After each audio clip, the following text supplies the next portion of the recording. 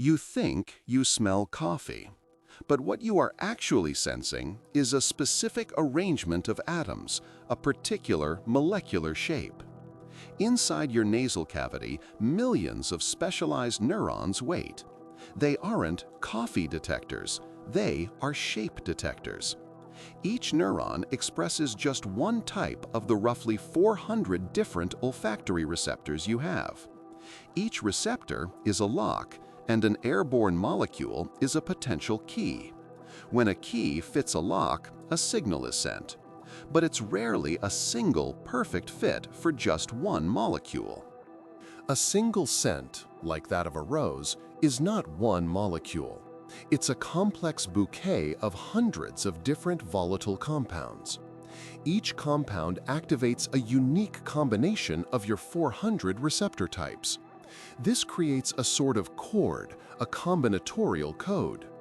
It's this specific pattern of activation across your entire population of receptors that your brain learns to recognize as rose.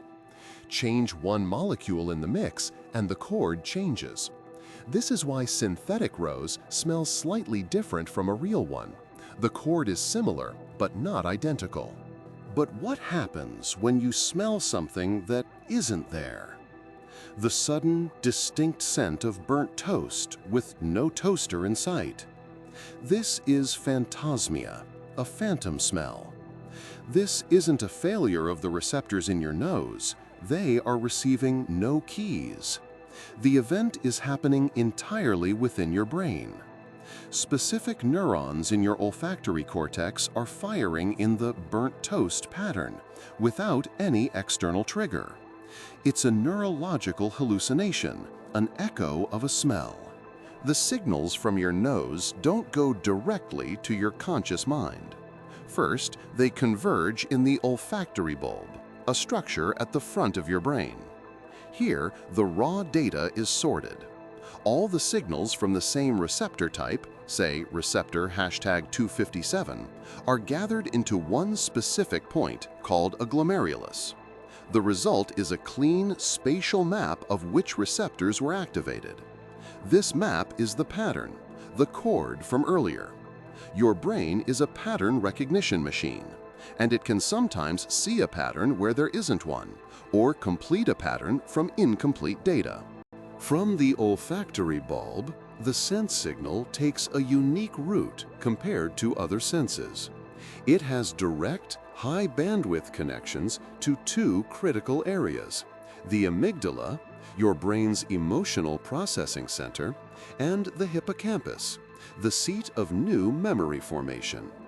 This is why a particular smell can trigger an immediate, powerful emotional response or a long-forgotten memory with stunning clarity. It's a neurological superhighway, bypassing the brain's usual sensory relay station. Smell is intrinsically tied to how you feel and what you remember. This intimate connection is a two-way street. If a smell can trigger a memory, can a memory trigger a smell? Yes. The act of intensely recalling a memory associated with a scent can cause the corresponding pattern of neurons in your olfactory cortex to fire. You are essentially playing back the neural cord for that smell. It's the neurological basis for phantasmia in many cases. You aren't just remembering the smell of your childhood home. For a moment, your brain is recreating the experience from scratch, no molecules required. Your brain doesn't just passively receive scent data. It actively constructs your perception of smell using context and expectation. The molecule butyric acid is a perfect example.